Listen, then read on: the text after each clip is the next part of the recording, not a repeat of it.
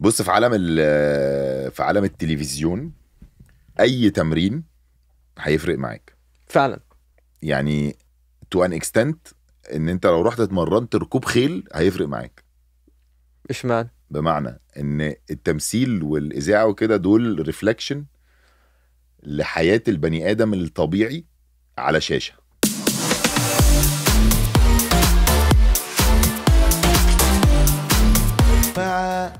هو ده البرنامج، هو ده.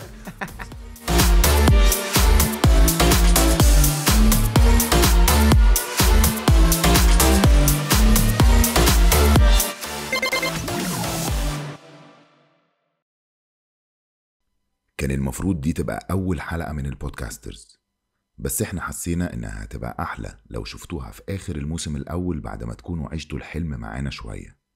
دلوقتي هتشوفوا الحلم ابتدى ازاي ومنين ورايح على فين. باسل الزارو، كريم ريحان، ازيك؟ عامل ايه؟ ازيك يا فيصل؟ انت بودكاستر انا بودكاستر وانا كمان بودكاستر، وكلنا بودكاسترز. احكي لنا بقى يا باشا. استنى الاول نوري الاستوديو. يا جماعه انا مش متخيل ان احنا عملنا كده فعلا والمفروض يبقى في جاست هنا، وكل مره هيبقى جست اجمد من الجست اللي قبله. على فكره كتير بقى يعني بتبص تبقى تتخض ان هو احنا فعلا عرفنا نعمل كده. عرفنا نعمل كده وهنعمل احسن من كده ان شاء الله. ازاي ابتدت بقى البودكاسترز؟ البودكاسترز ده كان باشن بروجكت. كان نفسي اعمله بقالي 3-4 سنين، و بقعد طول النهار اقعد اتفرج على بودكاست الصبح وبالليل. غالبا بقيت مثقف بس بقيت عشان البودكاست مش اكتر. وبعدين عشان لونلي، حاسس ان انت لوحدك في امريكا، ما عندكش غالبا حاجه كده. بتعملها فتتفرج على وبعدين البودكاست.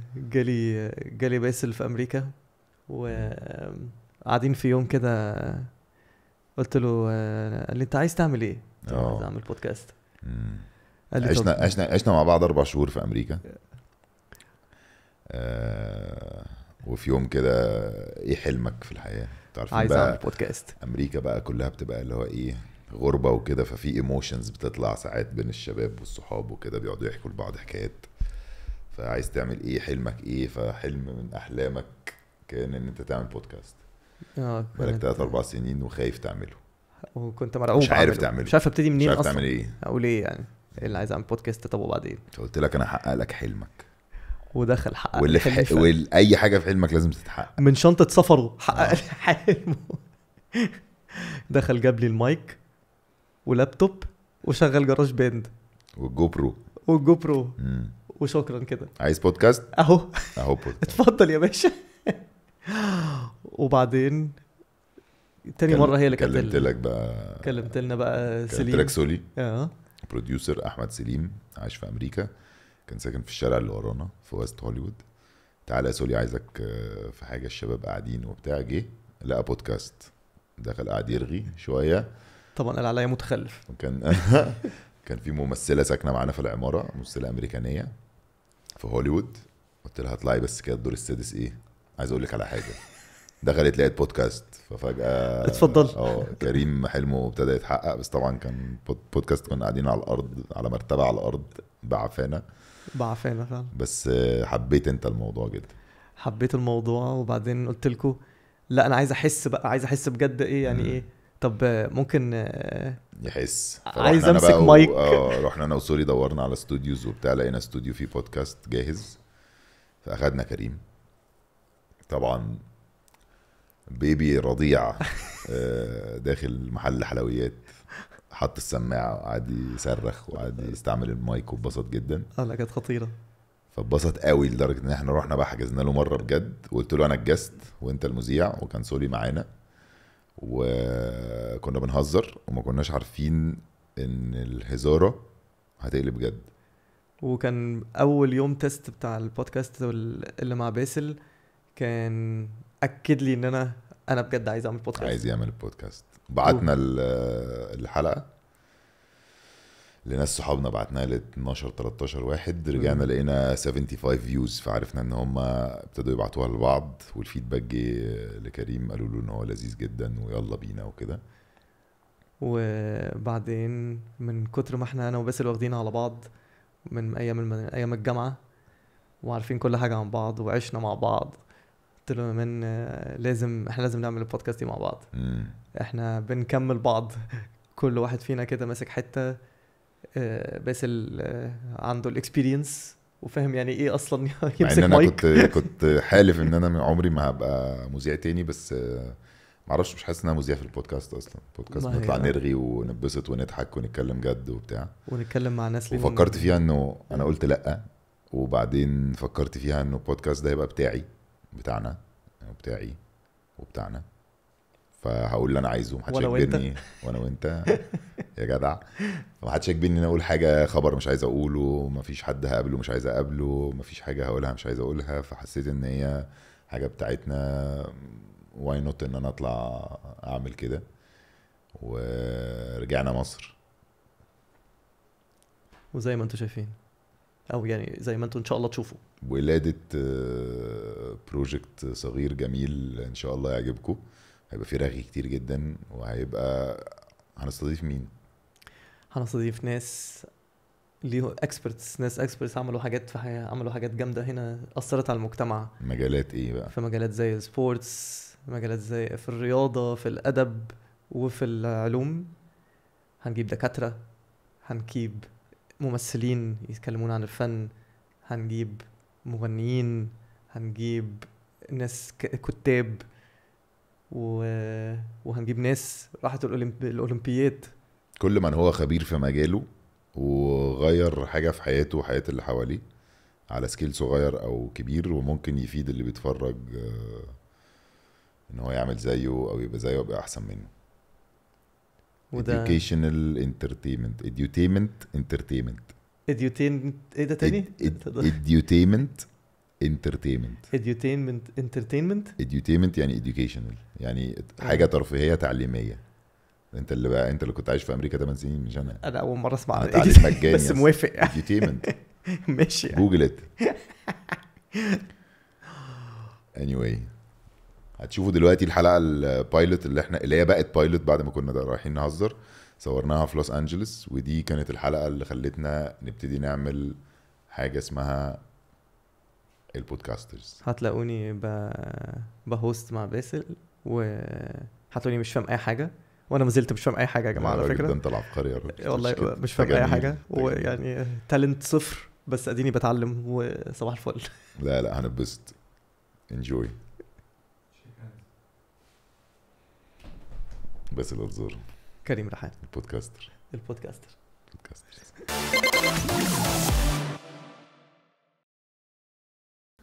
اول مره لما اشتغلت في التلفزيون، مره واحده طلعت من كوربريت لايف للتلفزيون، وقمت نطه مره واحده، رحت اكس فاكتور، وفجاه بقى في كميه بريشر ان كل حاجه لايف وكل حاجه حالا، ويعني حاجه كبيره، وكل الناس بتتفرج عليها. فجاه ازاي اولا قدرت اصلا تعمل الشيفت ده، وازاي بقيت عارف تكنترول نفسك ان انت مش بتبانك، او كنت بتبانك اصلا؟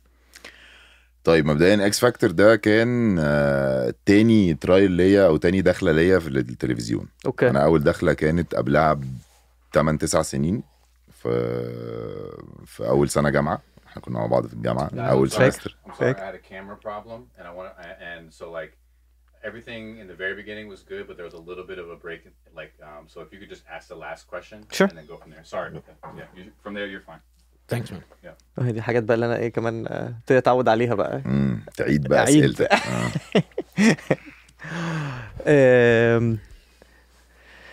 فبقول لك ان حاجه من الحاجات اللي بجد كان على طول بقى بالنسبه لي انترستنج جدا في اللي انت كنت عملته ان جنرال، وهو كل ده اصلا بالنسبه لي، لان انا كانت بفكر فيها من ساعه لما قعدنا نتكلم على البيرسوناليتيز، وازاي ان البيرسوناليتيز، الناس اللي بتقدر تسافر سولو والكلام ده كله، ان it takes a certain type of personality ان حد يعمل كده.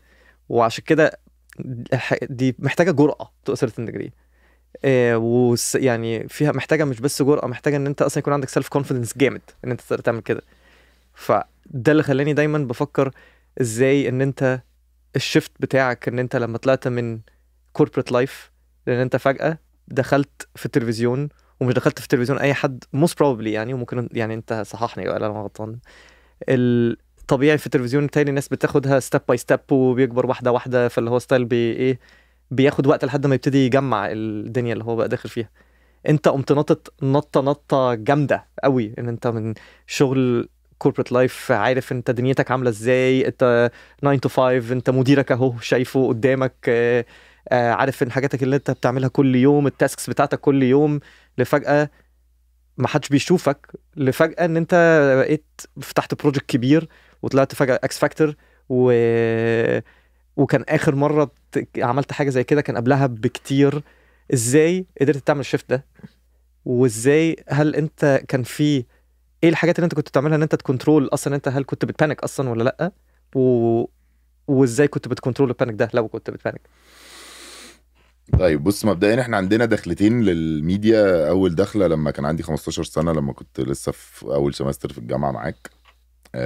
فهي دي ادتني نبذه عن الميديا واللي بيحصل في التصوير، ويعني ايه لوكيشن، ويعني ايه سات، ويعني ايه مخرج، وكل الكلام ده. وبعد كده سبت التلفزيون خالص، قعدت مثلا 8-9 سنين، وبعدين رجعت تاني. الدخله التانية هي اللي انت بتتكلم عليها، اللي هي النقله من الكوربريت لايف لاكس فاكتور هوست. بطلع لايف كل اسبوع وبسافر الوطن العربي كله، وبعمل اوديشنز وبعمل حاجات. ودي طبعا كان ريسك.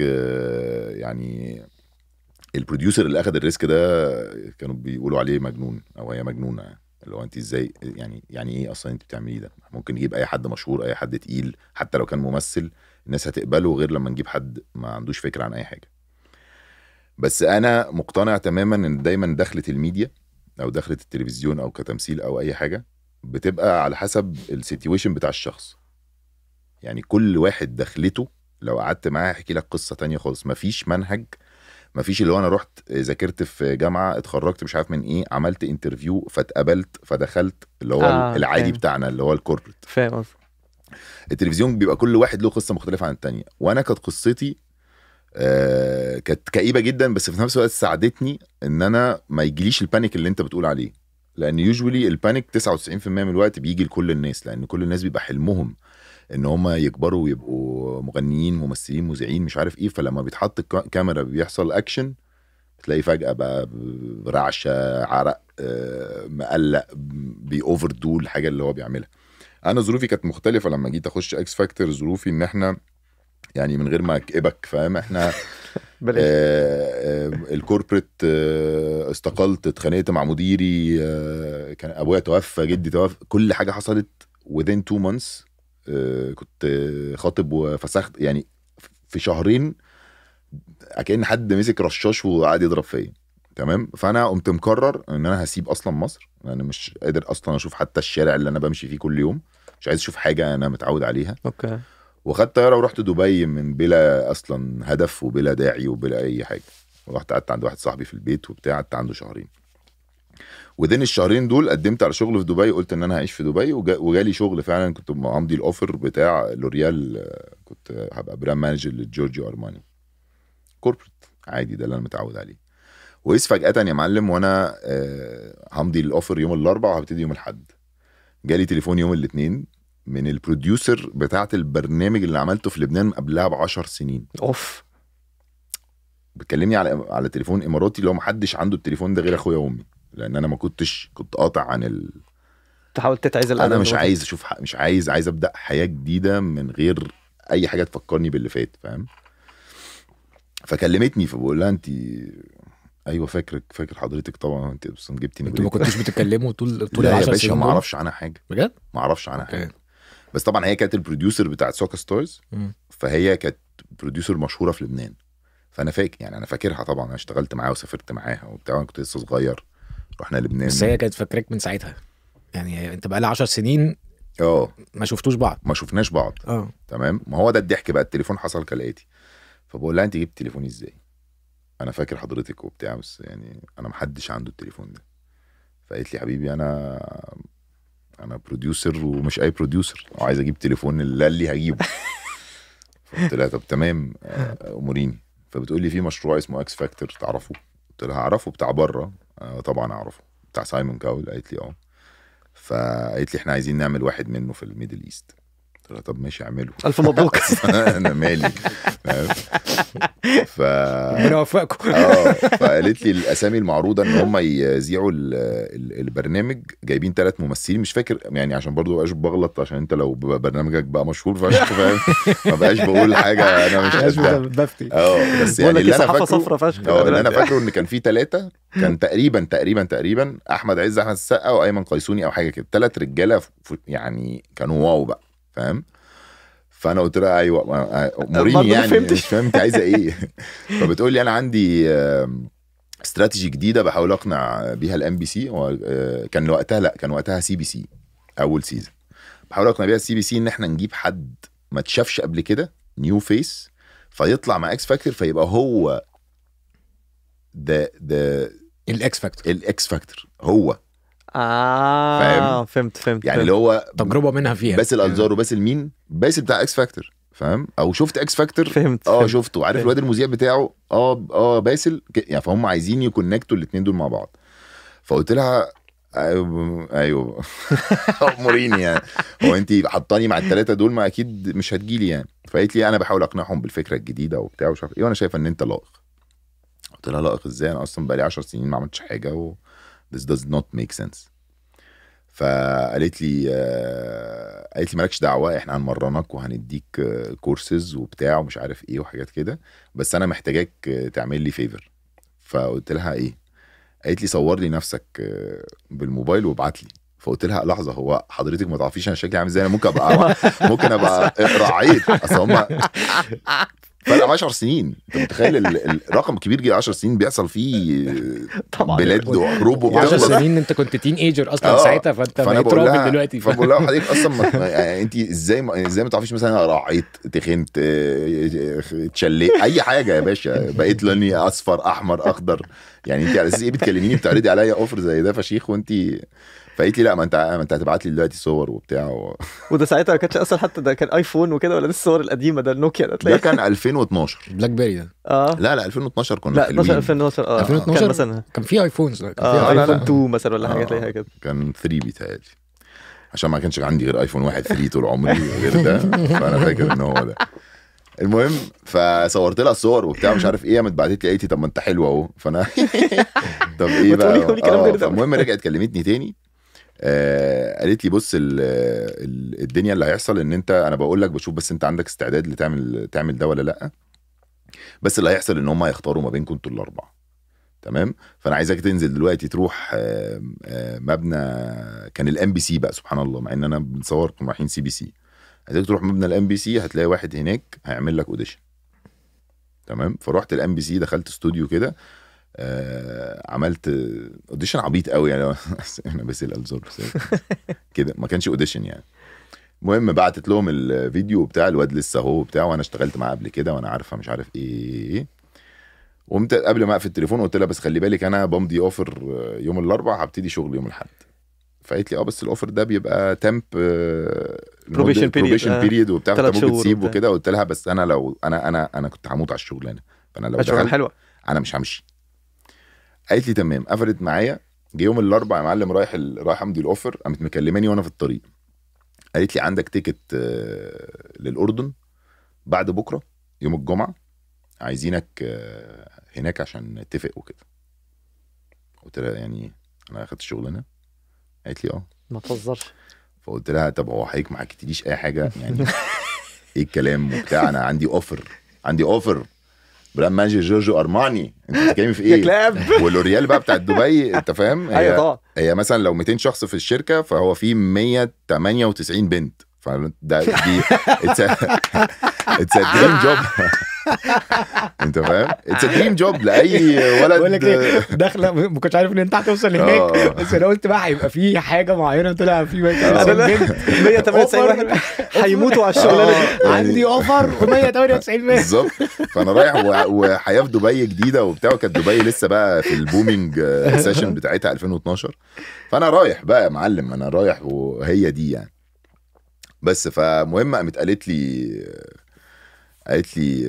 هتاخد كذا اكس اماونت انا سمعت الاكس اماونت ده، قمت قايل لها لف وارجع يا معلم، ام ان احجزي لي التذكره وبتاع. والحقيقه ان ده من غير تهريج، انا بقالي دلوقتي 9 سنين في التلفزيون. اكس فاكتور اول سيزن لما انا كنت نوبادي كان اعلى اجر اخدته تيل توداي. نعم، ما تهزرش. اللي هو الاوفر ده، الاوفر بتاع اكس فاكتور سيزون 1 يعني ايوه سيزون اللي هو 2. الاوفر اللي هي تقول سيزون 2. ما هو انا لما سمعت الاوفر طلعت بقول لك فلقت، حطيت الجلابيه في بقي ونسيت ال 198 ماشي بنت ولا الهوا بقى خلاص. ما انا هبقى لو نجحت هبقى نجم، هيبقى في بقى 2 مليون بنت. المهم تمام، وكلمت لوريال اعتذرت وبتاع مش عارف ايه، وبعتوني في طياره رحت الاردن على اساس ان انا هقابلهم نتكلم. نزلت من الطياره يا معلم في الاردن، لقيت في كاميرا وواحد بيديني مايك وبيقول لي قول. قلت له اقول ايه؟ اقول ايه؟ انا مش فاهم. في المطار وانا في المطار بجد. ما هو الفكره ان هم بيصوروا اوديشنز، فاحنا بنسافر بلاد الوطن العربي كله. فبيصور بقى وانت في المطار، وبعد كده بيصورك في الاهرامات مثلا في مصر، في بترا في الاردن، بتعمل اوديشن في المسرح القومي بتاع مش عارف ايه، عشان يبقى فيه بيوتي شوتس ويبقى فيه انترودكشنز مثلا. يعني انت بتقول اهلا وسهلا بيكم في حلقه جديده من اكس فاكتور، النهارده احنا في الاردن عمان مش عارف ايه، فجايبينك كنت نازل من طياره المملكه الاردنيه الهاشميه، انت فاهم، برودكشن يعني. يا جماعه ما اتفقناش على كده، ما مضيتش معاه. انتوا اقول ايه اصلا؟ اكس فاكتور انا شفت منه حلقه في الطياره عشان ابقى فاهم انا بقول ايه. فين الاوفر يعني. انا عايز اشوف الاوفر. بس المهم يعني فلبست لبست، ابتديت اعمل اوديشنز يوم الجمعه وهي مكلماني الاربعاء. نزلت ابتديت اعمل اوديشنز وش ورحت الاوتيل، جوه الاوتيل اتكلمنا بعد ما كنا صورنا، انا مش فاهم حاجه فاهم. المهم مضينا الاوفر وبتاع، وابتديت اكس فاكتور. بس اكس فاكتور كنت انا وقتها بديها عشان انا كنت في زنقه معينه وكنت محتاج الفلوس دي جدا. اوكي. انا ما كنتش بعمل فلوس، كنت محتاج اغير حياتي. فانا مش داخل عشان ابقى مذيع اكس فاكتور، انا ولا كان فارق لي، بس الاوفر هو اللي جابني. اوكي. فلما ده حصل ودخلت اكس فاكتور، انا مش يعني مش حلمي ان انا ابقى اكبر مذيع في العالم. فلما بيقول اكشن واللايف والبرومتر اللي هو مثلا التلفزيون اللي بيبقى مكتوب عليه الحاجه اللي بتقراها، لما التلفزيون ده يقطع ولا بتفرق معايا، البنت اللي جنبي ممكن يغمى عليها، خلاص فضحنا لايف يا معلم. بس انت لايف لو اي حاجه حصلت طبعا انت تشرد لك اون ذا سبوت، فاهم؟ مرعبه، مفيش حتى البافر اللي هو يلحق. ايوه طبعا مرعبه. فانا كان بالنسبه لي كنت داخل انجوي واهزر وبتاع، لان ما كانش الحلم بتاعي. و this is why it worked out. ده هو عشان كده نجح، لان كان كل ما يحصل قطعه، يحصل حاجه تبوظ بتاعك. ممكن احكي لك مليون الف موقف حصل في اكس فاكتور تحديدا سيزون 1 وسيزون 2 فاهم. هتلاقي ان انا دايما بتصرف بنكت وبهزر وبهرج وبتاع وبلحق المواقف وكده، وعشان كده الشخص اللي قاعد بيتفرج عليك بيريليت. يعني هو لما يشوف حد طالع اهلا وسهلا بيكم في حلقه جديده من مش عارف هو مش انت مين اصلا، انت روبوت فاهم. لكن لما يلاقي حد طالع قاعد كده ومريح حلوه فشخ الحته دي، فانت هو حاسس ان هو بيتفرج على واحد شبهه. ايوه. فهي ريليتس، هي لوفز يو اند ذن يعني الموضوع بيبتدي من هنا. فانا عشان كده كان الموضوع بالنسبه لي اسهل بكتير، غير بقى التمثيل. على فكره يعني اللي انت بتقوله ده 100% نفس السبب اللي خلاني اصلا هموت واعمل بودكاست. انا اصلا ابتديت اصلا ابقى بريليت مع البودكاست، ان انا بقيت بتفرج على الناس دي بحس اللي هو ايه ده، انا I can relate مع كده عادي. هو بني ادم طبيعي قاعد بيتكلم وبيتعلم حاجات كتير، يعني هو actually he's having a good time، وفي نفس الوقت بيتعلم كل الحاجات اللي هو عايز يتعلمها. طب ايه ده؟ وانت يعني اللي بتتفرج عليهم اللي بتحبهم اللي انت بتوريهم لي هم they are being themselves. ايوه. يعني هو مريح وقاعد حاطط رجل على رجل، وفي واحد بيشرب جوب وواحد مش عارف بيعمل ايه وواحد بيتشقلب، فانت مرتاح لهم. بس انت ممكن بيتهيألي ممكن نتفرج على بودكاست بقى بتاعت عيال معينه كده هتكره اصلا فكره بودكاست. اتفرجت على يخش بقى يبقى متشنج وكده فاهم. بيقلبها نشرة الاخبار كده اللي هي أيوة. خد السؤال ده في السؤال ده في السؤال ده، بتبتدي تحس ان انت ايوه هو يا جماعه انا ممكن اتفرج على التلفزيون يعني كده خلاص الموضوع انتهى. وفعلا على فكره هي حته ان انت تريليت مع الناس وان انت تبقى جينوين قوي ما بتحصلش غير لو انت مش قاصد. وعشان كده كل الحاجات اللي ليتلي بتهيألي بسبب ان الشانلز والسوشيال ميديا والكلام ده كله بقت كل الناس اللي هي اكشلي بيعملوا الموضوع مش بالطريقه المظبوطه اللي هي البلاي بوك المعروف ان انا هخش وهعمل 1 2 3 وعايز اخش التلفزيون في الاخر عشان اعمل مش عارف. هم بيهزوا وبعدين بيقولوا اي كلام او بيهزروا او مش عارف ايه، فهم على طبيعتهم، فبقت الحاجات دي اكشلي بتنجح. وبقت الحاجات الاورجانيك بقت هي اكشلي اللي بتطلع الحاجات. وخلي بالك لو هتاخد بالك خلي بالك لو هتاخد بالك هتلاقي لا مذيع ما شاء الله مذيع عليك. لايف كمان. فكرتني بمنص والله. منص كان واحد صاحبي اسمه منص حبيبي، كل ما نيجي نقعد مع بعض على قهوه ولا نتكلم وبتاع ما بعرفش يعني بتلخبط في الكلام، اللي هو مثلا عايز اقول له فول وبيض اقول له فيل وبوض حاجات كده، يقول لي اقسم بالله انت مذيع ازاي وبتطلع لايف الله يخرب بيتك، هو انت بتستغل كل الانرجي بتاعتك وبعدين بتخلص الشو بتطلع بقى ده ما هو طب يا جماعه معلش بقى ايه اللي حصل؟ بس احنا عندنا مشكله طبعا انا وكريم عايشين مع بعض يا جماعه في نفس البيت في امريكا يعني. فهو كريم بيرجع من الشغل اغبى واحد على وجه الارض وانا عمري واكتر واحد وانا عمري ما رحت الشغل شفته عامل ازاي. يعني احنا كنا بنشتغل احنا اشتغلنا مع بعض في نفس الشركه. انا جادجنج انا بس بقول لا انا اتفضل لا انت خلاص جديت خلاص انا رحت مع الراجل ده الجامعه 4-5 سنين، بعد كده طلعنا اشتغلنا نفس الشغلانه من نفس اليوم في نفس المكتب، فاحنا قعدنا مع بعض 4 سنين تانيين، فاللي هو انا حافظه. بس انا دلوقتي ال8 سنين اللي هو عاشهم في امريكا دول انا ما كنتش بشوفه كتير، فهو بيرجع البيت غبي غباء يعني اللي هو مش عادي، فاهم؟ اللي هو ممكن تنادي عليه ما يعرفش اسمه، عارف انت النوع ده. فكل ما اتكلم معاه في الموضوع يقول لي اصل انا بدي الانرجي بتاعتي كلها في الشغل. خلاص يا باشا خلصت بخلص الشغل ببقى خلاص بدائي، فاهم؟ فانا وقت اللايف، بس اللايف ده الساعتين انت بتخسر 20 سنه. لا على فكره تطلع معجز، مصدقك فاهم؟ فانا بطلع من لا ما تتكلمش معايا، مش هتفهم مني حاجه، فاهم؟ مش هعرف اتكلم لان انا بحط كل الارتكيوليشن المعين اللي في حياتي بحطه في الساعتين بتوع اللايف. ايوه كنت عايز اقول لك على حاجه بقى، ان هو حته اللي انت كنت بتتكلم فيه، الكاريزما والشكل بتفرق مع الشخص، وعشان كده دايما هتلاقي الممثلين اللي هم شبه الشعب هم اكتر ممثلين بيتحبوا وبيوصلوا بسرعه جدا، حتى لو التالنت عندهم مش 100%. ميكس بيرفكت سنس. طبيعي هي شغلانه كاريزما يعني. لا وغير كاريزما كمان وعشان كده برضه ده ريليشن يعني بيريليت. انت بتريليت مش بس شخصيات، انت بتريليت شكلا، لون بشره، طريقه لبس وطريقه كلام وات ايفر. لا انا مقتنع جدا. هو هيلبس طبعا لا يعني كل الناس فعلا، انت فعلا لو فكرت معظم السوبر ستارز، ومش بس في مصر اصلا وحتى في امريكا، لما حد بيضرب جامد بيبقى هو الفتره دي اللي هو ده الريبريزنتيشن بتاع بالظبط بتاع الشعب. الفتره دي ده في هوجة مثلا ابن الشارع، ان حد مثلا رابر، فبتكل اللي هتلاقي رابرز كلهم هم دلوقتي هم اللي مشهورين وهم اللي الناس كلها بتريليت معاه. هم عشان كده بتوع المهرجانات دلوقتي بقوا ضاربين جامد، ومحمد رمضان ضارب جامد عشان هو ده الستايل. وحتى كان احمد السقا ومش احمد زكي سوري وبتاع، هم دول الناس اللي شبه الشعب بتاعهم، عشان كده دايما هتلاقيهم في ايزي واي يعني ما بقولش ان هم اسهل، هم طبعا عندهم تالنت ومجهود وعملوا مجهود واشتغلوا وبتاع، بس قصدي اتس اكسبتد، الناس بتتقبلهم اسرع من اي حد تاني، فاهم؟ طب سؤال بقى كمان، انت دلوقتي المفروض ساعات بحس في الاول الحته لما انت زي ما انت كنت بتقول ان انت عشان في الاول ما كانش فارق معاك، فكنت اوكي مش مبانيك وعادي ومفيش حاجه، لما ابتدى يفرق معاك، لما ابتديت تحس ان هو اكشلي ايه ده، على فكره ده غالبا شغلانتي خلاص انا، وبقيت دلوقتي مهتم ان انا مش ما ينفعش ابوظ، ما ينفعش اغلط، ابتديت مع الوقت ان انت اكشلي تبقى البانيك ده عمال بيقل، ولا البانيك اكشلي بقى ابتدى يزيد؟ حلو قوي السؤال ده، جميل. السؤال ده مقسم الى قسمين، الاذاعه والتمثيل. اوكي.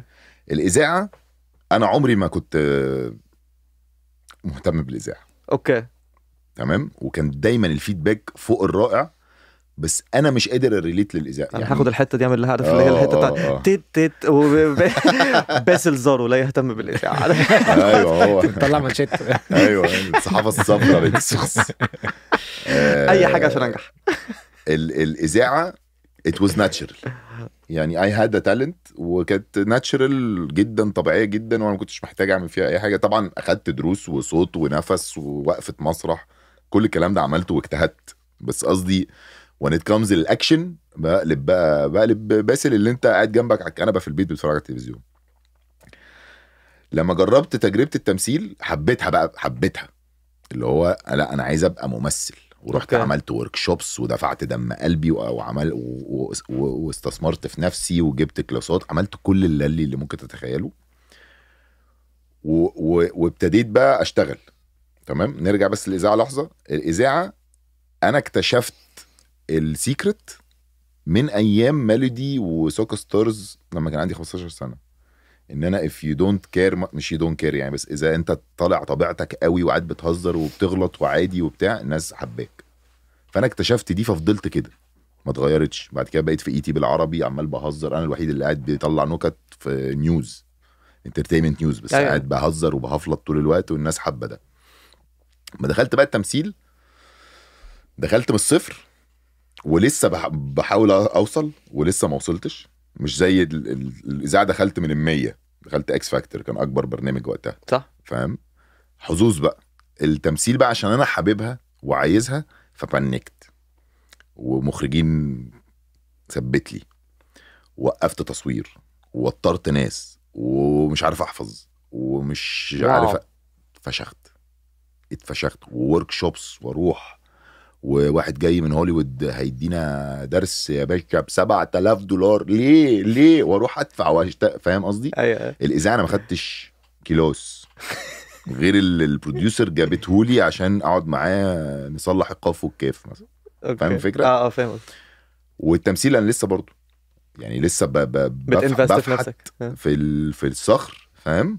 وسبت الاذاعه عشانه. يعني انا مش استقلت، بس انا سبت بقالي من اخر 2017. أيوة. طب بس هل هو ده، انا بقى دي حته دي عشان يمكن انا اعرف باسل وهشرح يعني باسل ان جنرال. لما بتيجي تحط كل اللي انت بتقوله ده بشخصيتك انت، معظم الحاجات انت اصلا على طول مثلا لا تسيف جيت كنت عايز تغير حياتك قمت مسافر، بتسافر سولو كتير انت نوعا ما. معظم كل الهوبيز بتاعتك اكترها فيها ادرينالين كيك يعني انت بتهيالي يعني قولي لو انا مسقط حاجه، بس اللي انا فاهمه ان انت معظم الهوبيز بتاعتك خيل، موتوسيكلات، سكاي دايفنج. فهل انت ده حاجه سبب من الاسباب الاساسيه ان انت اصلا بتبقى حسيت الاذاعه is not fulfilling بالنسبه لك، مش challenging، فانت حسيت ان انت اللي هو ايه ده، لا انا عايز اعمل حاجه challenging اكتر فدخلت في التلفزيون؟ برافو عليك، انا عمري ما كنت هقولها كده، بس سمعت اللي انت بتقول صح جدا 100%. الاذاعه روتينيه يعني، انا سبت الكوربريت دخلت كوربريت. اوكي.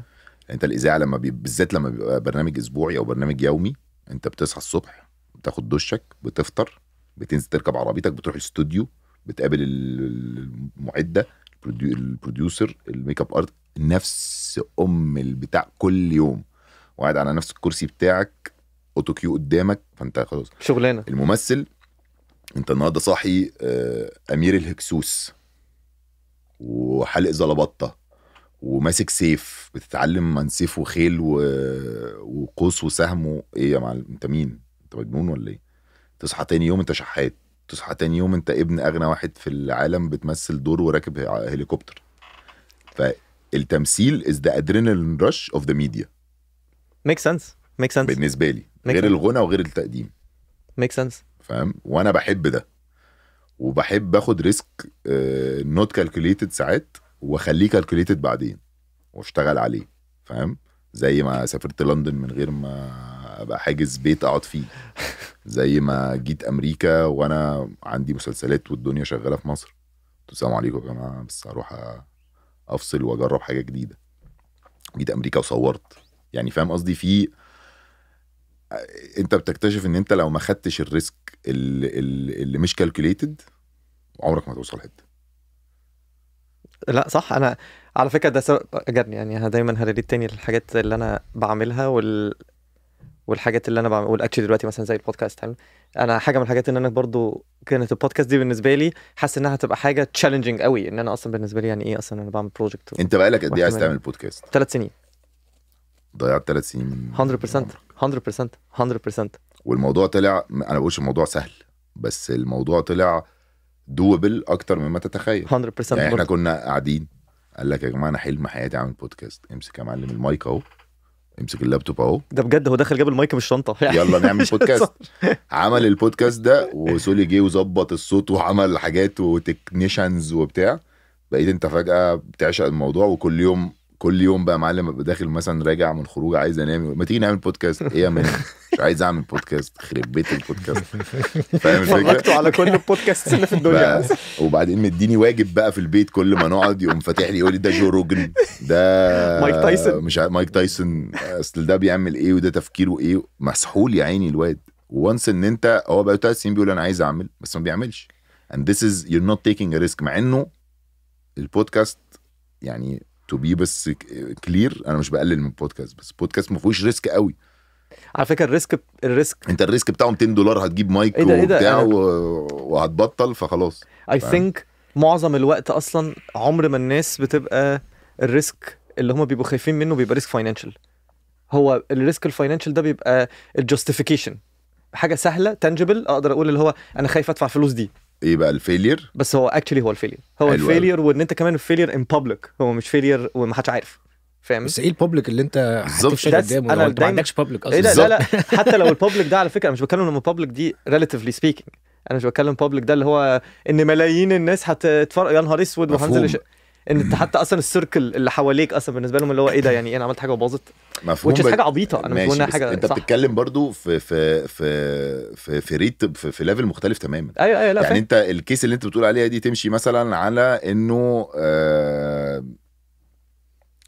وات ايفر احمد عز قرر يعمل بودكاست فطلع عمل بودكاست طلع وحش جدا. فاهم؟ هو عنده بيز مخيفه فاهم؟ انت عارف بقى المصريين ما بتوصوش. ايوه لا ما مصدقك بس in your case it's different. وبعدين اللي حواليك المفروض بيسبورتوا. ما انا عشان كده والله اول ما انا كل مره لا بس هو في حاجه انا اعتقد ال3 سنين دول هي مش مساله اللي كان موقفك مش ريسك لان انت في خطوه قبل الريسك ما خدتهاش اصلا. لان انت دلوقتي بعد ما اكتشفت ان الموضوع it was one phone call away لما رحنا الاستوديو المره اللي فاتت انت في ال3 سنين دول ما حاولتش اصلا تعرف البودكاست ده بيتعمل ازاي. فانت كنت موقف نفسك من جوه أيوة. ان انت حتى تشوف. لان انت لو كنت شفت ولقيت ان هو بسيط فهتلاقي ان الموضوع كان ممكن تاخد خطوات فيه لا. قبل الريسك بقى ان انت هترسك اصلا ولا لا. صح 100%. بس انت اصلا ما فكرتش يعني صح. انت عوزت حاجه وقفت عند العوزان. وعلى فكره ما هو ده كله جاي من الفير اوف فيلير ان انا لو عرفت واكتشفت ان الموضوع سهل وانا برضو ما عملتوش قدام نفسي هحس اللي هو ايه ده يعني انت اخترت ما تعرفش. فهو بتبقى في مرحله دينايل كده اللي هو انت بتبقى اصلا حاسس اللي هو ايه لا اصل انا مش عارف. فيبقى كده نوعا ما انت بسبب برضه تاني زي الفلوس بالظبط. انت بتجستيفاي اللي هو انا عشان كده ما بعملوش انا ما اعرفش. بس انت اصلا you did not calculate الكالكوليتد ريسك اللي انت داخله. ايوه انت فاهم؟ ايوه يعني انت فكرت في كده هو حط الريسك حط الريسك وفي النص بقى طبعا بتتسحل بقى والحاجات دي ده اكيد. بس السبب الاساسي if you're asking يعني اللي هو بقى بجد بقى الواحد اللي هو النت بتاع كل حاجه طبعا هو في ريسك فيلير. بص يا معلم انا ماشي هو ريسك فيلير ده قدام نفسي مش قدام الناس. تمام. خلي بالك تمام. لا ما دي حاله نفسيه اللي انت بتتكلم عليها دي وترو. بس انا معلم ماشي مثالين يعني. بحاجتين في حياتي تو كوتس تمام. نو ريسك نو فن. لو ما خدتش ريسك عمرك ما هتوصل لاي حته. 100%. هتفضل مش هتموت هتفضل عادي. لو انت عايز تعيش عادي في ناس بتحب تعيش عادي. في ناس ده هو بيحبه كده وناس كتير جدا. تمام عيش جنب الحيطه يا باشا اعمل اللي انت عايزه ومش عيب خالص. بس انا بتكلم عن شخصيتي انا لو ما خدتش ريسك مش هحطم ارقام قياسيه. فاهم؟ مش هفتح ابواب جديده. هفضل بعمل اللي انا بعمله. يعني كان زماني دلوقتي لسه شغال في الكوربريت اياها وعادي ومفيش حاجه وباخد مونثلي انكم وعايش حياتي تمام وبتاع. تاني حاجه ماشي عليها ودي انا مقتنع بيها جدا 100%. واليومين دول يعني ممكن اقابل اي حد في مطعم نفتح موضوع تلاقيني بقولها له اعمل فيها فيلسوف في نفسي. بس انا مقتنع بيها جدا ان كل واحد يبقى عنده هدف في الحياه او عنده حلم. تمام. واحنا كبني ادمين بنتولد عندنا جشع في البني ادم الطبيعي. لازم يبقى البني ادم جشع صح.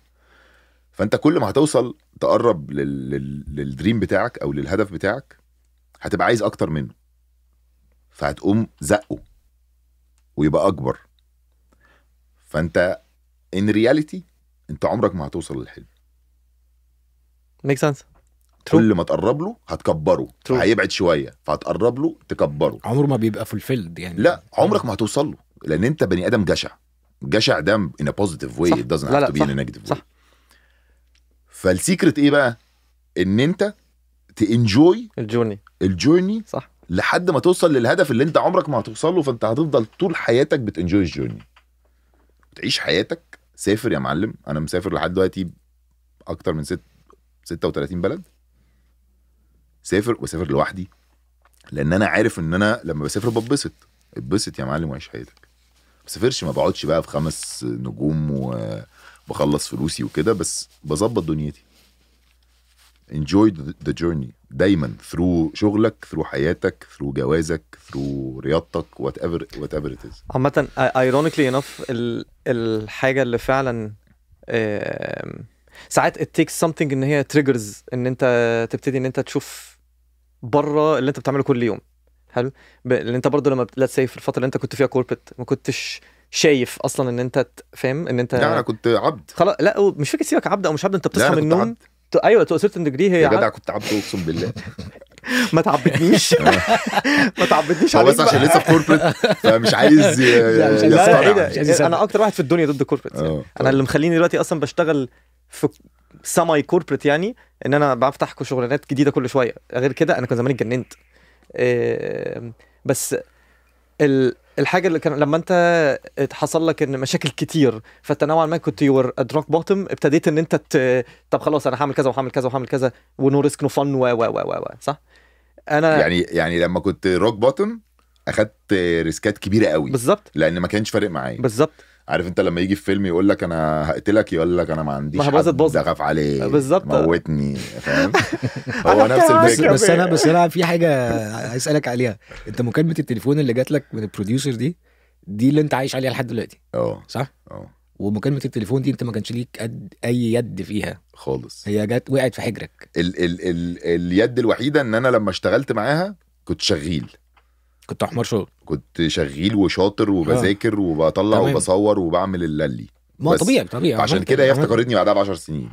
بس غير كده لا. اوكي ايام ما كنت شغال معاها مفهوم جدا. بس وقت المكالمه ان انت جات لك المكالمه زيرو. يوم الاثنين زيرو. وانت كنت هتمضي الاوفر مع 198 بنت يوم الاربع، ربنا دي جات لك صح. فدي ما كانش فيها الريسك. كان هو مش ريسك، بس انت خدت ريسك عشان توافق على الاوفر. لا انا خدت ريسك ان انا اعمل الشغلانه اعمل حاجه ممكن افشل فيها واتفضح زي ما هو كان خايف من الموضوع. بس انا طالع اكس فاكتور مش طالع فاهم. ايوه صح. وفي نفس الوقت انا برفض شغلانه انا كنت حفيان عليها ومضمونه والاوفر خلاص على الترابيزه ومانثلي انكم وهعيش في دبي وخلاص بقى ممكن اللي هو اتجوز وابقى ستيبل وبتاع.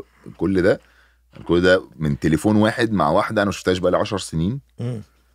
وانا ممكن اصلا اسافر يقولوا لي لا والله اصل احنا شغلنا احمد هلال بالظبط. او توصل ما تلاقيش حد تطلع مكالمه زي بتاعت احمد حلمي في فيلم اسمه بالظبط. انت كلمت نفسك. فانا بس ده عايز اقول لك ده حاجه كمان في الروك بوتم. لا هو ده ريسك فشيخ. ريسك طبعا، لان انا شلت حاجه مضمونه وانت كنسلت قبل ما سوري. انت اعتذرت عن الاوفر بتاع الشركه دي بشكل ايه قبل ما تمضي الناحيه الثانيه صح؟ انا مضيت اكس فاكتور بعد ما صورت معاهم 2.5 شهر.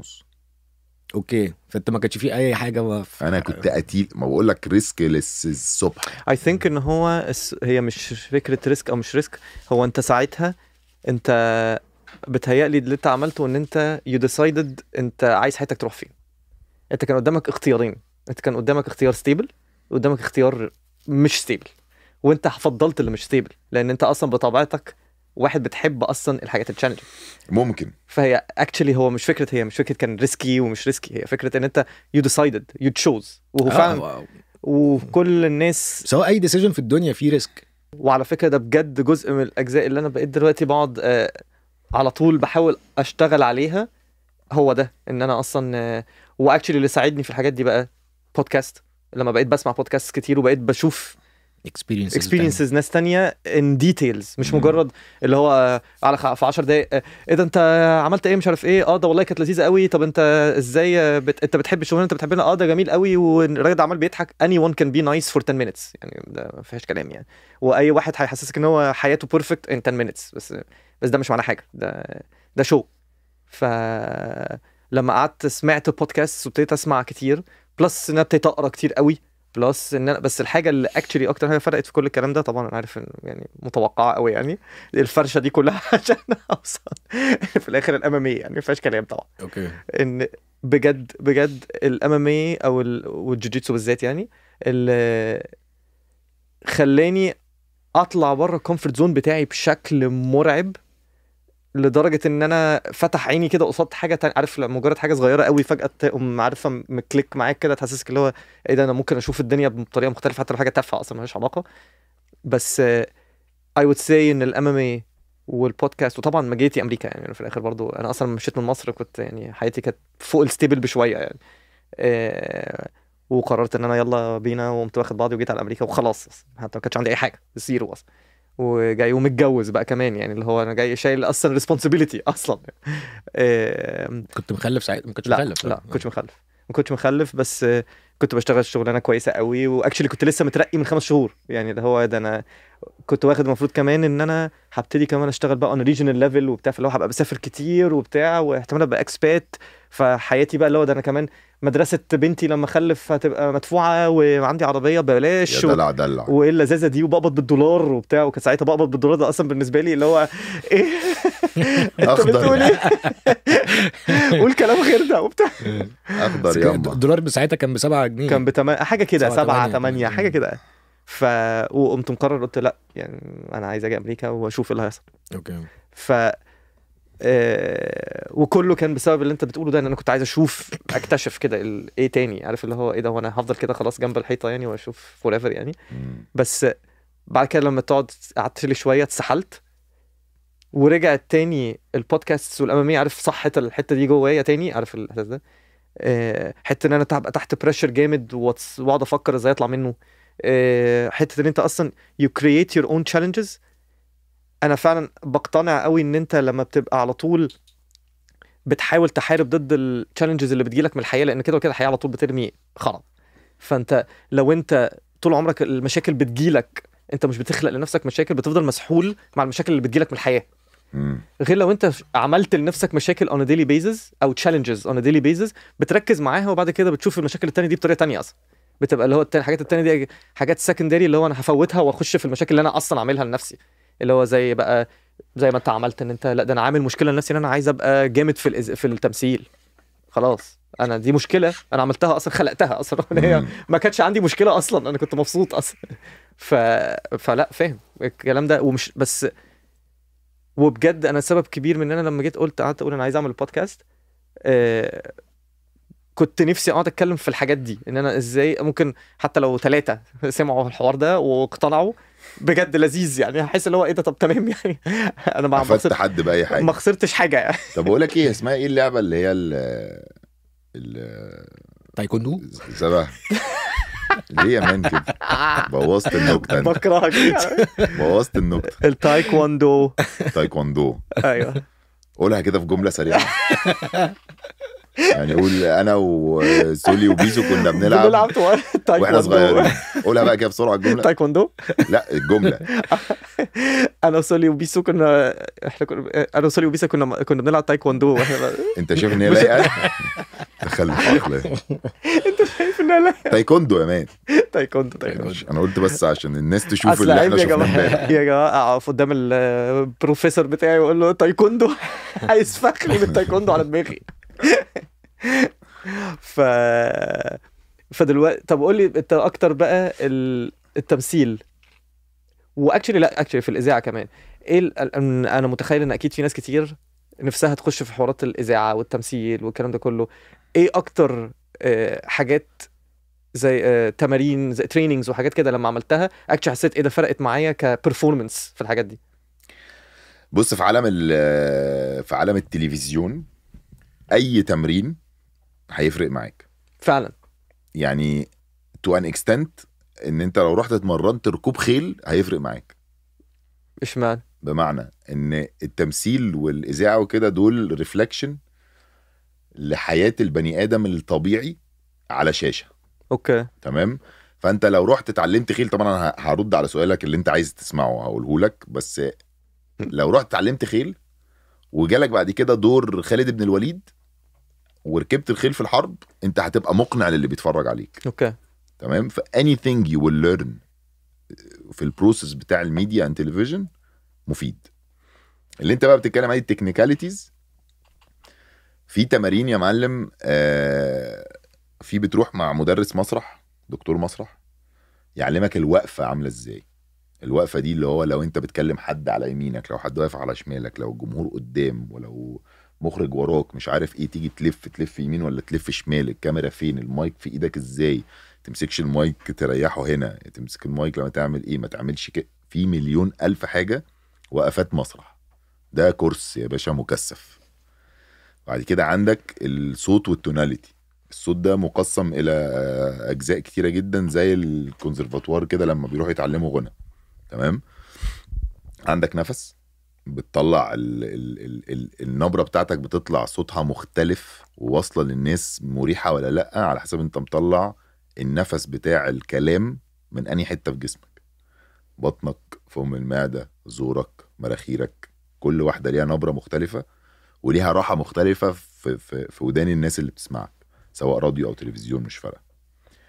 بعد كده عندك الارتيكيليشن والبرونسيشن والنطق والحاجات دي، والقاف والكاف والطه والبه وبتاع.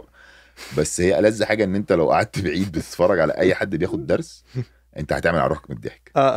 هتلاقي راجل محترم، فاهم، هتلاقي مثلا ايه جورج قرداحي واقف في اوضه ازاز وقدامه المدربه وقاعد بيقول لها فانت تحس ان هو في تمرين صباحي، اللي هو بتوع البول دول بينزلوا البيسين ويقعدوا يعملوا بالعوامات قوم الصبح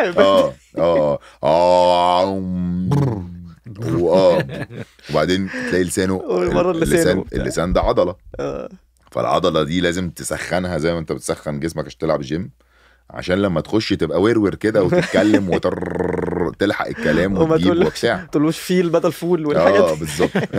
بالظبط. وبعدين عندك الامبروف اللي هو الارتجال ده يا باشا ده بقى ماسترز. لو عندك تالنت الارتجال ممكن تنميها فعلا. تمام. طبعا ارتجال ده مثلا بتروح ورك شوب تمثيل او اذا وات ايفر ورك شوب، تمام. بتبقى انت واقف مثلا قدامك الكلاس كله قاعد، تمام. يبتدي واحد يقول لك كنت ماشي في قصر النيل وشفت فيل ب3 رجلين، ويسكت، تمام. انت شغلتك الفيل ده رجله الرابعه طلعت وقع في النيل وشفناها واحنا معديين على بتكمله. واحد بيقول قصه هبله جدا، بيقول بدايه، اوكي. بتبتدي انت كل واحد بيكمل جمله لازم تبقى لايقه على اللي فاتت لحد ما تبني في الاخر قصه كامله اوت اوف ذا بلو. انت اصلا بتقول اي كلام بس اتس اكشلي قصه خيال بقى، مش خيال، مش موضوعنا. وانت بتعمل كده انت بتبقى واقف معاك ورقه مثلا متكوره كده، تمام. بترميها للمدرب وانت بتحكي، بترميها للمدرب، تمام. ويقوم قايل لك مثلا يمين، فوانت واقف تقوم رافع رجلك اليمين، ممنوع تلمس الارض وانت بتحكي القصه. يقوم رامي لك الورقه تمسكها بالشمال ترميها لمحمد، محمد تفضل مع الورقه يقول لك ايدك الشمال تقوم عامل كده. والفيل بقى لما نزل من على الكوبري لقى الزرافه الكبيره، فاهم.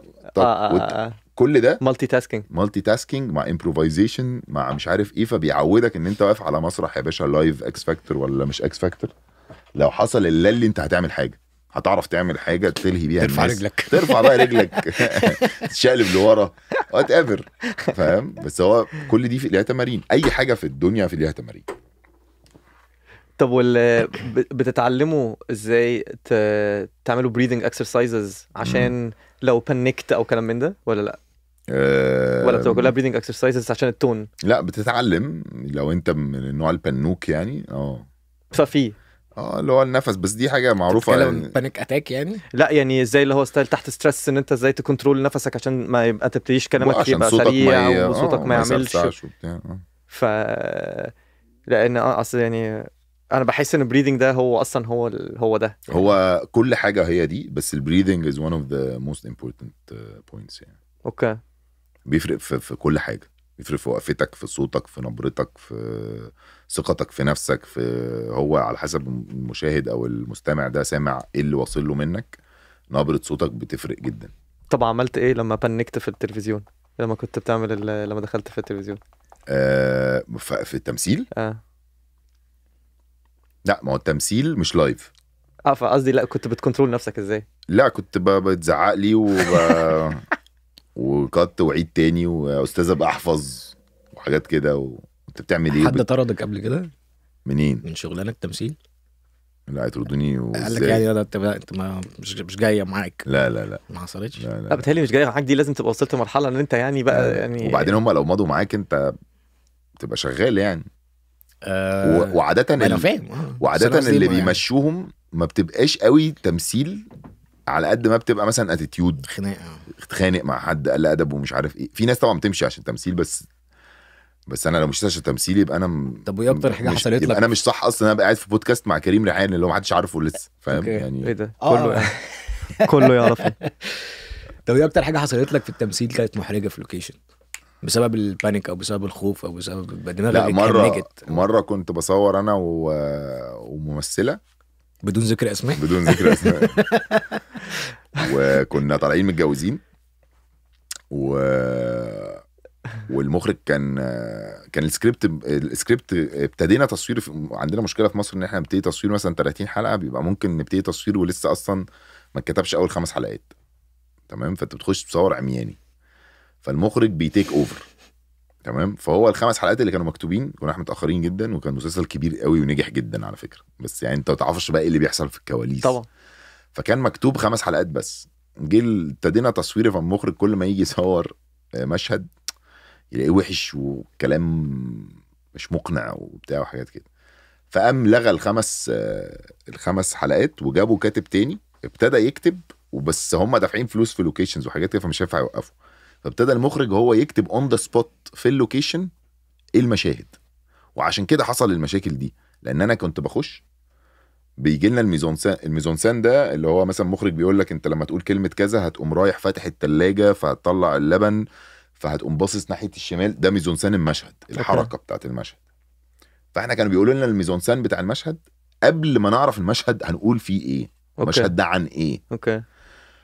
وكنا شغالين اون ذا سبوت بقى، شغل بروفيشنالز، فاهم. وكان ده مش شغل بروفيشنالز. وانا كمان عكس البروفيشنالز. انا احب انوه.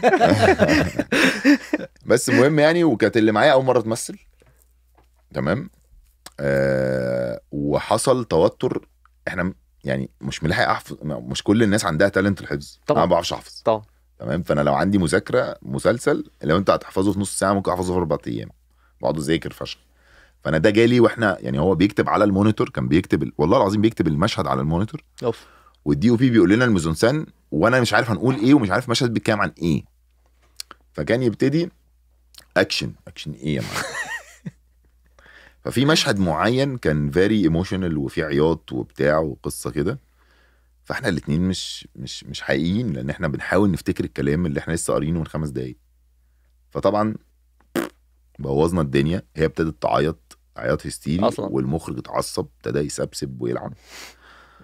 وانا جات لي بقى حاله بلاده كان انا عجبتني موضوع يسبسب. اعمل ايه. ابتدي استعملها. دي ايه يسبسب دي عجبتني. يسبسب. بس وجي وقال لي حاجه في ودني ما تتقالش. سبسوب صغير. رحت بعت في الكرفان شويه، شربت قهوه وشاي وكده بس دي مش غلطتك يعني، حتى مش لو غلطتي، بس لو هو انت ما كنتش مأدي بايا كان نوع التأدية، فدي مش غلط، مش يعني بس هو مخرج ومخرج كبير قوي، واللي حصل اون ذا سبوت، فكلنا بنلحق بعض. فاهم. بس لا انا ولا اللي معايا مش قادر. المشهد بجد صعب، بجد صعب، مش تهريج يعني. وهو كاتب فاهم، وفي حاجات جمل 5-6 جمل ان انا احفظهم واخش قبلها ب5 دقايق وانا واقف في المشهد وعامل ميك اب وشعر ولابس جاهز للمشهد اللي انا مش عارف هو ايه. ف صعب. طب على فكرة يعني انت مش حاسس عشان بس كنت بتضحك وانا بتكلم على الامامية، مش حاسس بقى ان انت جزء من انت اللي مخليك بتعرف تعمل كل ده، وكنت يور سيت اب ان انت وانت صغير كنت بتتمرن تايكواندو؟ طبعا علمتني الديسيبلين. شفت جبتك تاني بقى تايكواندو. تايكوندو يا مان. هو كان بيلعب تايكوندو عامه، ما كانش بيلعب في تايكوندو. السنتر كورت في نادي هليوبوليس، مش في السنتر كورت نادي هليوبوليس، لا تايكوندو في السنتر كورت عادي. ضيق قوي، ضيق خالص. احنا المفروض بتهيألي احنا تمام. احنا نراب اب 5 دقايق. طب يا جماعة we have 5 more minutes. Yeah, we're good. Okay, cool, thanks. بس على فكرة احنا اتكلمنا في حاجات كتير لذيذة. انا بجد لا كانت عسولة الحلقة والله. وميرسي يا بيسا ان انت اديتنا. حبيبي يا مان، ادعي لي بقى في تركيا ان شاء الله ربنا يوفقنا. على فكرة هو انا اول واحد هطلع لك من جماهيري كلهم، هطلع اقول لهم اتفرجوا على حاجة باسل يا جماعة في تركيا، استنوا العمل الجديد. الله عليك. سبورتيف اول سيستم. اول بروموشن. عشان ما تقولش ان انا ببخل عليك حاجة. يعني هو كأن قال لسولي بيقول لك يا معلم اتفرج على باسل من الاخر. انت اخويا انا. بس بيقولها في المايك، الجمهور اللي قاعد على الترابيزه جاحد. ده حتى الراجل مهندس الصوت مش فاهم انت بتقول أيوة. ايه يعني. هو مفيش غيري بس من هوليوود هنا بقولك. لا انا متاكد ان انت هتعمل حاجات جامده بيسا، ان صدقني شاء الله حبيبي، صدقني. ان شاء الله. انا عارف اهم حاجه ايه؟ التايكواندو. انجوي الايه؟ الجيرني. حتى لو ما عملتش حاجه كويسه يا مان انا مبسوط. صح والله. وعلى فكره بجد هو ناس كتير بتقعد تقول الكلام ده بس اكشلي ما بتعملوش. باسل اكشلي بيعمل كده فشخ. حياه الكوتس بقى، حياه اللي هو اللي هو believe in yourself بقى، مش قلب impossible is nothing قدر على فمها تطلع البت لامها وهي اصلا ام فاهم بلوند والبت شرب. بس لا باسل فعلا من الناس القليله اللي بجد لما بيقول ان هو enjoy the journey دي، هو actually enjoy the journey. يعني باسل فعلا ممكن يبقى في فتره الدنيا ملبشه معاه جامد، بس هتلاقيه قاعد بيسافر وبيروح ويجي ويخرج، وحتى لو هو اصلا وتلاقيه عمل حاجه كبيره قوي شكلها كبير قوي، وعمل حاجه اللي هو ما تفهمش ازاي عملها اصلا، بس هو ممكن يكون عملها بابسط الريسورسز واسهل الدخلات بس هي فالناس في الاخر تبص عليه وتقول ان هو ايه ده، ممكن يكون ده محظوظ، ده هي مشيت معاه، ده مش عارف ايه، بس اكشلي لا هو بيبقى مرتب لها، بس هو بيرتب لها بطريقه ان انت هو مش بيحطها تحت ستريس، فهي بتحسها بتمشي عشان هو الدنيا ماشيه. لكن عارف زي ما انت كنت بتقول لما دخلت بقيت عايز التمثيل قوي، ابتديت تبانك، الناس كلها بتقعد تفكر في حاجه كتير لحد ما بتعمل انت فعلا هي بتمشي عشان انت. انا بخش وبفنك بعدين بقى. بانك لوحدي بقى. بانك في الجيم، قاعد يصرخ في الجيم. بننشر غسيلنا الوسخ شوف والله انا ده هو ده عمرك ما بتعمل معاه بودكاست بقى. لا ده انا هشقطه مره شاطه مش عاديه. كريم جود لك في البودكاست بتاعك، ارجو ان دي تبقى فعلا اول حلقه صدقني. وعايز اقول لك انا متفائل ومتامل. المدير متفائل ومتامل خير جدا بجد والله. لذيذ فشخ والله العظيم. ما اعرفش بقى لان احنا عشان صحاب هحتاج اتفرج عليك مع حد انت ما تعرفوش، بس الدنيا حلوه فشخ. لا هو في انت فيك حاجه عامه. فاكر امبارح ايه فيك حاجه حلوه. انت فيك حاجه. لا بس فاكر امبارح قلت لك انا قفشت الحوار. فهو لا انت عندك حته يعني ابقى اشرحها لك. هي دي ماشي يا جماعه، ماشي. شكرا الراجل بقى ما يتفضناش. يلا ميرسي يا جماعه، شكرا. ميرسي. مع البودكاستر الحلقه الثانيه جايه يا جماعه، استنوا بقى استنونا. مش عايزكم تبنكوا وسبسكرايب ومنشن. مش عايزكم تبنكوا لحد ما الحلقه الثانيه تنزل. انا جاي. باي.